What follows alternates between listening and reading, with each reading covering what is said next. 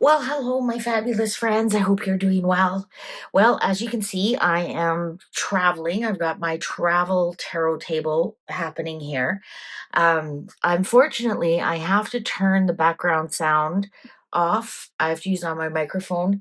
And I know a lot of you enjoy the bell, you enjoy hearing the shuffling, but I'm sorry, it's just impossible to record when you're in a busy area, let's just put it that way. So I'm going to do a Spirits with Spirits. I'm recording this later in the evening, and I'm in wine country in beautiful British Columbia, Okanagan Valley. So I am having my world famous spritzers. I don't know why I call them world famous spritzers. I just find that they've fallen out of favor. Like, let's bring the '80s back, man. Like, if you lived through the '80s, you've had a white wine spritzer. Normally, a Chardonnay is the perfect white wine spritzer, but this is a Wayne Gretzky Pinot Grigio, and he has a lot of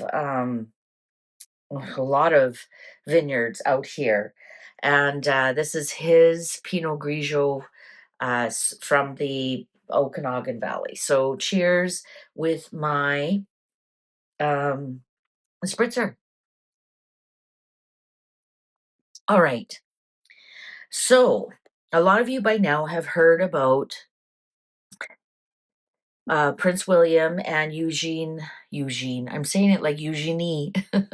Eugene Levy. I wonder if Prince William was a little bit awkward with that, knowing what we know about Eugenie and how she's treated the royals. Anyways, using the gossip cards, how does Prince William feel about how the special went? It's Eugene Levy, and it's his travel program on Apple. I have not had a chance to see it. I've only seen and read the excerpts on X. So I'm just, it sounds like he was quite relaxed. They're getting fantastic reviews on it. He was quite, he seemed very relaxed in the clips that I saw. He seemed very relaxed, like he was talking to an old friend. Uh, sit down over a glass of cider and beer. And um, what does he think of the final outcome? What does he think of the final outcome? I didn't feel like anything was fake in the clips that I saw. He was quite sincere. You could believe what he was saying. None of that phony rictus grin or anything like that. So let's ask. Let's ask the gossip cards. I'm sure by now he has seen the final product. Um, and actually, I saw an interview with Eugene Levy, and they asked him, "Why didn't you ask any questions about Harry? Were you told some topics were off limits?" And to Prince William's credit, Eugene Levy said, "I was never told any topic was off limits. I just didn't want to bring him up." Like, who the hell is Prince Harry, right? We have so many other things to talk about. Why the hell would we talk about Harry, right? Um, this is the interview that William said 2024 was the worst year of his life. And when you consider what he went through when his mother was killed in that car accident, wow. Hey, think about that. Think about that. Shall we begin? What did Prince William, how did he feel? Lawyer. So to me, that's telling me he feels justice was served. Like, it was very balanced. So this would be the justice card. Also, this is the King of Spades, which is the King of Swords. He may have felt very in control. He was very in control of the interview. It was very precise. His words were very precise. He made sure that there was nothing said that anybody could be thinking anything different, and I have to agree with that. I think overall, he's very happy with it. This also could be indicative of that the interview went to the lawyers first, after the edit was done, and perhaps some things were edited or not. Um, and that's just fair enough. That could be anything to do with security, right? That I wouldn't be surprised if that's one of the conditions that the palace lawyers have the final say in it, especially with, the litigation happy, whatever their names are in California. So I think overall it was very precise. It was very factful, and it was very truthful. Right when you have the lawyer there, so that's interesting that his card showed up the first one as the King of Swords. Um, yeah, I'm happy with that. Angry woman. William knows some of the things that we're gonna read on that next. What does Harry think? Because you better believe they've watched it. What does Harry and Meghan think about the interview? Um, isn't that interesting? That angry woman would not be Catherine. If anything, she'd be very proud of him, the way he conducted himself. And also, this angry woman to me is about how William talked about changes coming to the royalty. Change is coming. Um, a widow in reverse. I think he feels this is the Queen of Spades.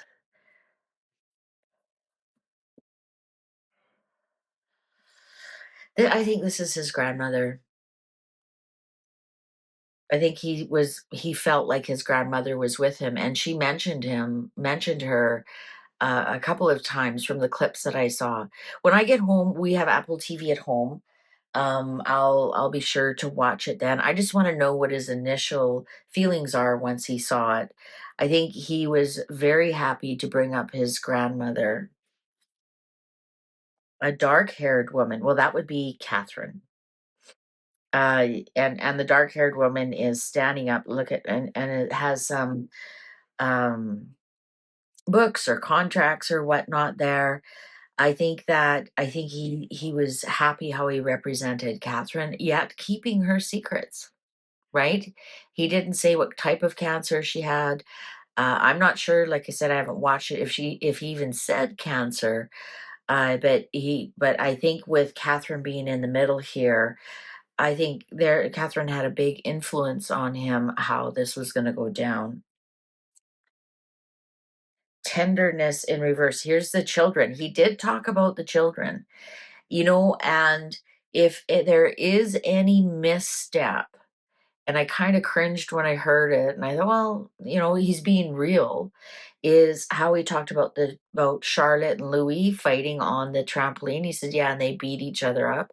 I thought that was a little bit harsh. They could tussle like siblings do. They, tackle like siblings do. They fight like siblings do. But the way he said, they beat each other up. I think look at this is tenderness, and it's in reverse, and it's regarding to children. I think he has some regrets how he said that. If anything, that's one of his missteps. Important revelation in reverse. He did not spill everything. There was important things he purposely left out. And if you look at this important revelation, look at him signing papers and an elderly person. Is this to do with his father?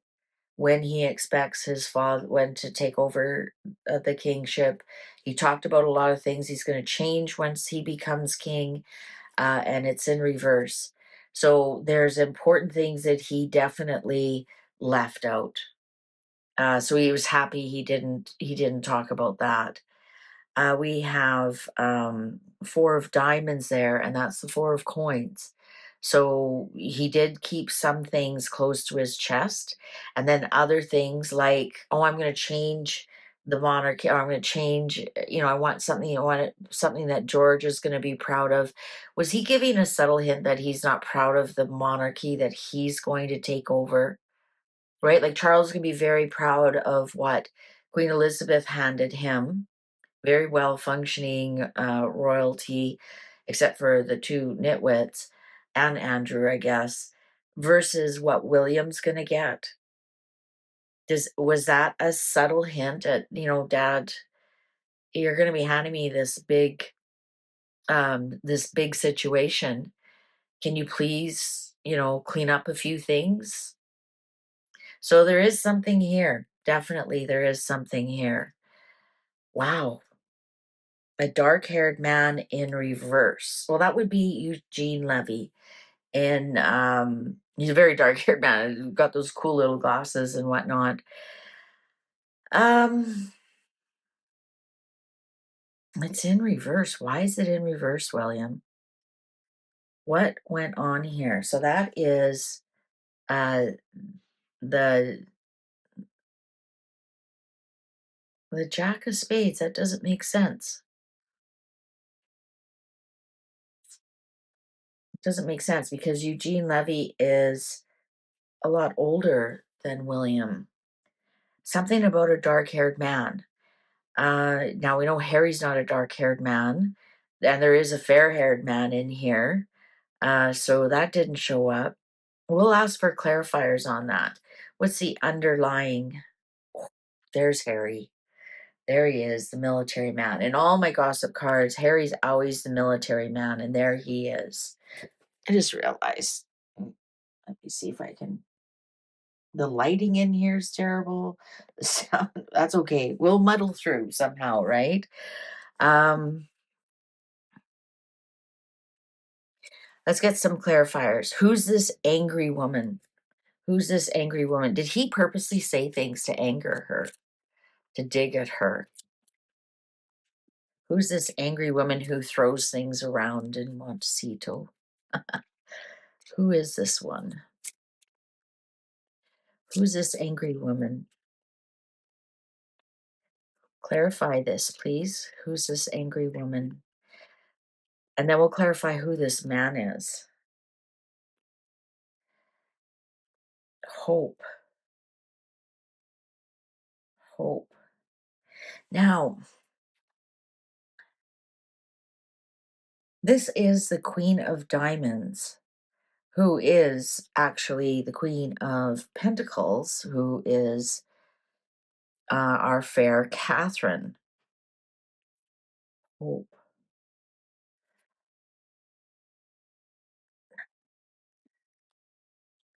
Now, could angry be upset woman? I think this is Catherine, this dark haired, because this is also the Four of Swords, which is the sick bed. So that's why I thought right away that's Catherine. Who's this Queen of Pentacles that he upset? Hope. Who's this angry woman that he upset with hope? Clarify this, please. Oh my goodness. Death, fright.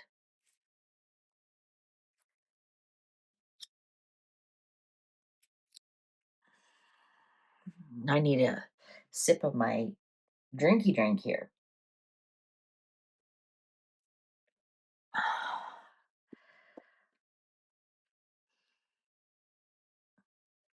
Hope there's endings for this angry woman. Hope. I'm getting hope that this is like um this angry woman understands there's no way coming back into the royal family. I think I'm going to confirm that this is Megan. Let's hope that they're ending not by death, not by death, just that we don't have to ever deal with you ever again. Who's this dark-haired man, please? Well, we know it's not Harry. Harry showed up right here. And in reverse. So William's really glad they didn't have to talk about Harry. But there was some message in there that was directed at Megan. I think it's the change because that's what death is transformation. I think there was a direct message in there for Megan. William's very sharp and he would know exactly how to say a message that is sent through the wires. And I think with that, there'll be big changes or there'll be a lot of changes. I think that's and that was a subtle clue to Harry and Meghan. It's over. It's over. As soon as I become king. You're done. This first change I'm gonna do. Who's this dark-haired man? Clarify this for us, please. Who's this dark-haired man? Who's this dark-haired man? Maybe it is Eugene Levy. Maybe I didn't get any kind of discord or anything. Look like the clips I saw, they look very relaxed around each other. It could have even been just a producer, right, at Netflix. Visit. Visit Eugene Levy. Because that's who's visiting. He's traveling and travels to these places. And he made a really cute comment about what Prince William said, "Was this on your bucket list?" And he says, "This is the whole bucket." What's this one here? These popped out. Maybe I should look at them. Some money and a letter.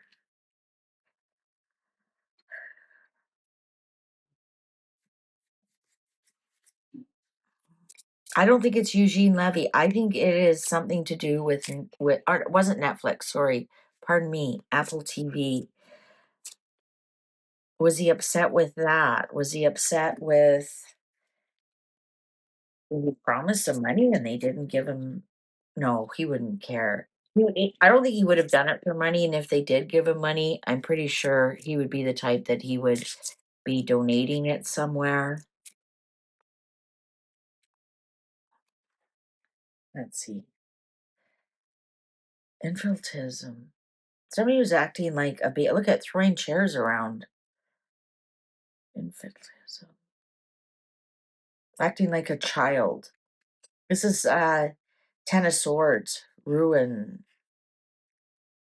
I'm gonna say there's something to do with the contract with Apple or the production, or I'm not gonna say Apple. Apple puts it's something to do with the production, I think, because here they are, the visitors. So there's somebody who has come to him, this dark-haired man, and it's a jack. So it's not there's another dark we have the king of clubs in here. That could be Eugene Levy. Definitely a king. He's quite a bit older. I think this is something to do the some money, a visit, some money, and then this letter would be the contract, and then I'm going to say that perhaps what he was promised by the production company was a lot less. I wonder if he was planning on making a big splash and donating it to his Earthshot prize or donating it to one of his pet projects that he has, or even maybe allowing Catherine to donate it to one of her charities. And it looks like because this infiltism means it's smaller than it was. So there is something here. He's kind of disappointed in any remuneration. He may have been happy to present it to a charity. I think he still will, but it won't be as much as he thought it was going to be. It's much smaller, especially with this card here, this ten of swords. I that's what I'm getting.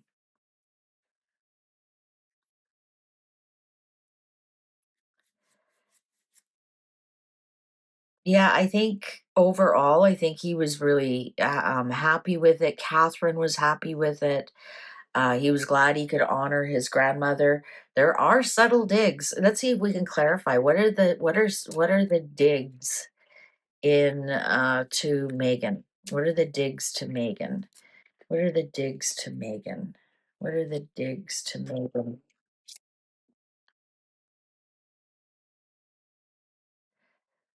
Oh, victory in reverse. You lost this one, bitch. Oh, my, might have to edit that out. Uh, that's the message to Megan. You're the loser. You've lost big time. You have not won this. You will never win this. And I'm taking you down. What are these ones that were in the cut? Presence in reverse, weakness in reverse, country house in reverse. Wonder if this has something to do with Royal Lodge. Or it might even just I know it's not the I know Windsor's not a country house, But perhaps that some of the message was, look at this Windsor Castle. It's so big, I don't even know where I'm going. Apparently, is one of he was quoting. So perhaps he was showing Windsor Castle around, going, "You'll never have this. You'll never get this. You'll never be this. This is the end is nigh. The end is nigh." All right. Oh, this one wants to show itself. Oh, anger in reverse again. Jeez, we've got lots of. All right. Well, thank you very much for watching. And please take good care. And remember, I've got big filters on, so I don't think you can hear any of this, but it's better than hearing all the background noises, kids playing in pools. I have no control over a lot of that. So, anyways, we'll be back to normal soon enough. Take good care. See you online. Bye for now.